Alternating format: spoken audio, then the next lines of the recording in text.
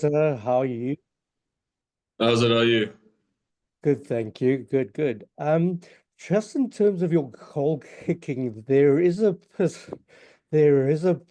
perception out there that you haven't got BMT, that you've missed a couple crucial late uh penalties, for instance, under pressure. How would you risk respond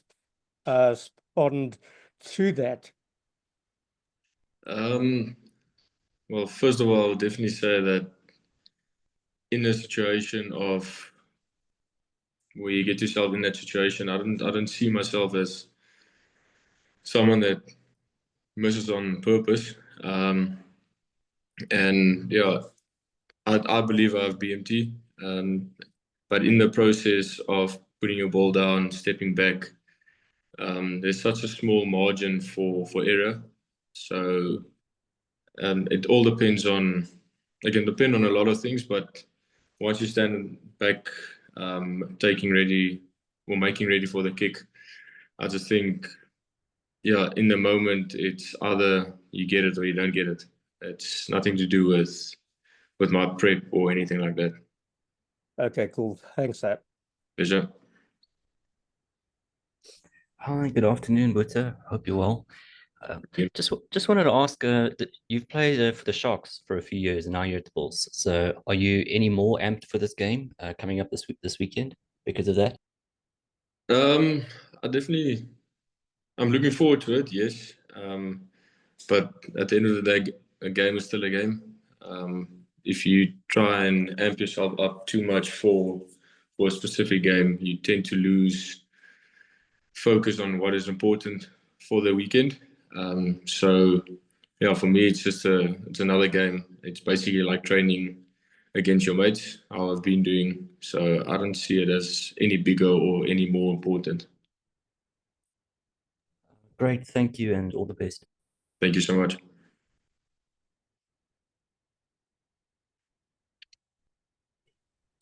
Hi, Boeta. How's it?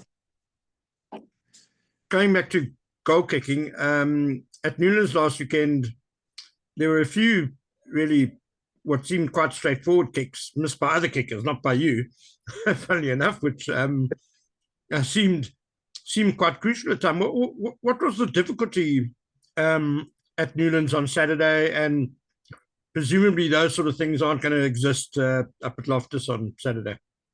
Yeah, I think conditions had a big factor in it. The wind was swirling. It's also not a ground that you're so familiar with. You come there on the Friday, then you start kicking there for the first time. So I think it's just a lack of concentration in that moment of expecting to get that kick over because it's such a straightforward kick. But yeah, it's normally the easiest kicks that's actually the hardest kicks because everyone expects you to get it over.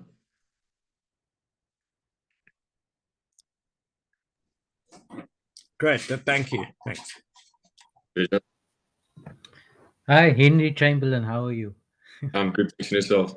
Right, man. I actually felt, and I mentioned to Jake a couple of weeks back also that you've been going really well in the last few games for the Bulls. It's a pity that you haven't been starting now. The last game also, Valley started last week. But how do you feel in terms of your game? Do you feel a bit more positive and things are going better than perhaps a year ago? Yes, yeah, 100%. I think the biggest difference for me was probably finding the love of the game again. And that's a big thanks to the guys around me. They made me feel comfortable straight away. They put their trust in me from the word go. There was no funny business on me being the new kid on the block. So yeah, I think it's a major like thank you to the guys around me for making it possible and yeah, just making me feel welcome. So in that I can enjoy my game again. And I guess it helps that the backline coach is a former flower of himself in Chris. Yeah. And how's he helped you in terms of handling the pressure? You spoke now about the goal kicking not being so much a technique thing, but maybe perhaps more the mental, the situation you're in and the occasion. Yeah, no, it's always nice to talk to someone that's been there and done that. So it's always nice to learn from someone that has played there before and dealt with certain situations better or in a different way. So there's always room to improve. There's always room to get better. And yeah, he's just told me from day one just to do what I do and do what I do best. And yeah, he's been helping me a lot with my kicking as well. So yeah, just the process of finding something that works and sticking to that. So I think with him being an ex-Flav as well, it's helped a lot. And just finally, Boeta, in terms of Saturday's game, we spoke to Kane Woody now a few minutes ago, and he spoke about the conditions being a bit difficult also at Cape Town, and you guys played a certain way because he had to chase a lot of high balls, and high kicks. Whereas at Loftus, we always find you guys in full flow, spreading that ball, taking it up, flouls, breaking the line as well. What's a big difference that obviously at home you're more comfortable, but what is the major difference in terms of actually the thing that allows you to play that natural game at Loftus? I think it depends on the team we play, because every team we have a different game plan. Every team we do our homework differently and come up with a plan that we think and feel will fit the best for that weekend. And yeah, with me and Apiwe being at the Sharks for quite a while, so I gave a bit of a inside information of how they want to play and what they're looking for and stuff. So we've definitely got a good game plan going into this weekend, knowing what to expect and the individuals that they have, what they can bring as well. So it's just trying to focus on us, focus on our game plan, and execute it as best as possible. And what is that exactly? I promise I won't tell Plum. just joking. But just finally, sorry, Boeta, just finally, in terms of that December defeat to them in Durban, obviously, it came at a difficult time for you guys. You guys had just also come back from tour and lost the Champions Cup game as well. What do you take out of that going into this week? Are there a few lessons that you guys can learn from that game as well? Yeah, no, for sure. There was a lot of unnecessary mistakes from our side, controllable mistakes that we lacked. So if we just cut off on certain mistakes that we can control, I think that will definitely help a lot. But yeah, victory or defeat, we learn a lot. I think we learn more when we lose. So yeah, everyone knows what to do. Everyone knows what to expect. So I think that I've got a feeling this weekend will be a good weekend. Cool. Thanks a lot, man. Thank you. How's it, Boeta? I hope you're well on that side. Boeta, what is the biggest threat that the Sharks pose to this good run you guys have enjoyed over the last few weeks in the SA derbies? Sorry, can you repeat that? What is the biggest threat that the Sharks pose to your guys' good run in the SA derbies over the last few weeks? I would definitely say the individuals that they can create something out of absolutely nothing. So ideally against the Sharks, we tend to keep it as structured as possible because they love off unstructured play. So I think going into this weekend, the biggest thing for us will just keep it as tidy as possible. And just reverting back to the kicking, over the years I've spoken to a lot of guys and players or former players like Franco Smith believe that Loftus Versfeld is the best place for a guy to kick. Do you share this sentiment? Yes, no, 100%. Loftus ball travels a bit further. The wind doesn't have such a big factor in there. And all you have to do is just aim straight and strike it nicely, and hopefully it goes over. Thanks, Boeta. All the best for the weekend. Thank you so much. Right, can we then take Refilwe and then Brandon L will be the last one for the session. Thank you.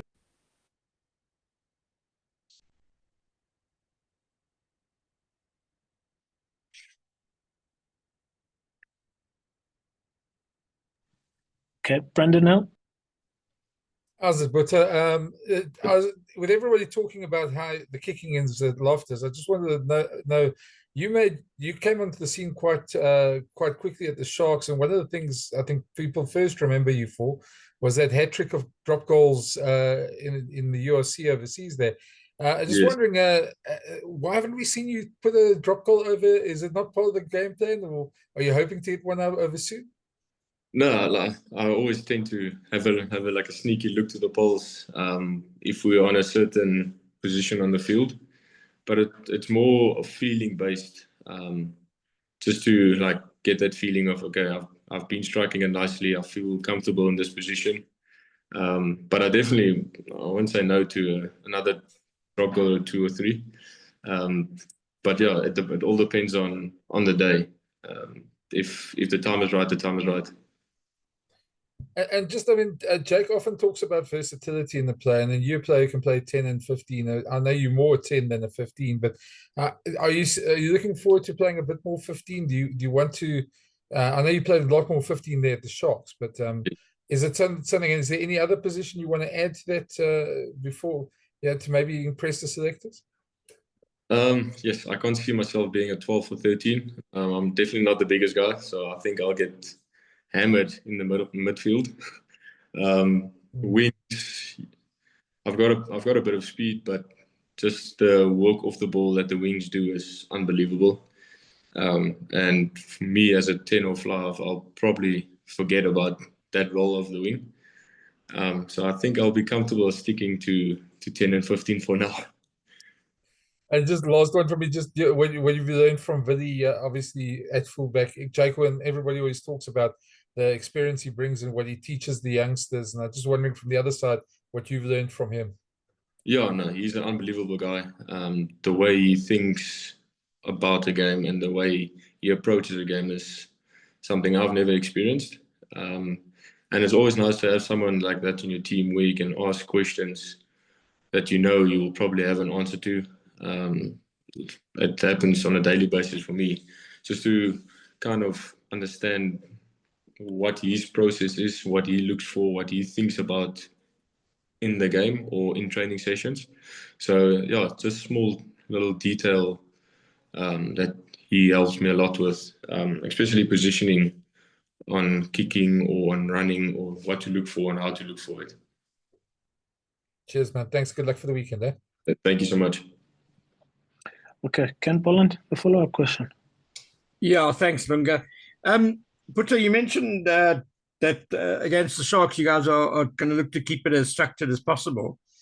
If I can use a cricket analogy, I don't know if it's fair to say that maybe you more of a test player in terms of your fly-off play, whereas Willie LaRue maybe is a T20 type player. Do you think that's fair comment? And do you believe where you are trying to keep a game as structured as possible, that kind of plays into your strengths?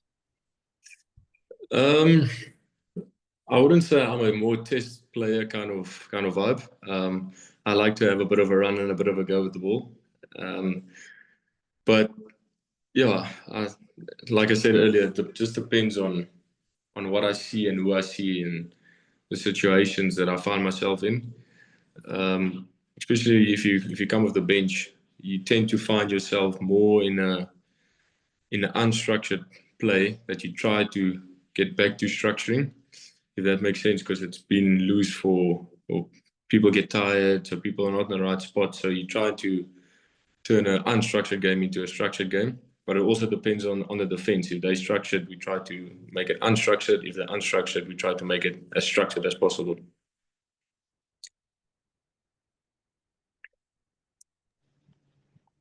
Cool. Thank you, Ken. Thank you, everybody.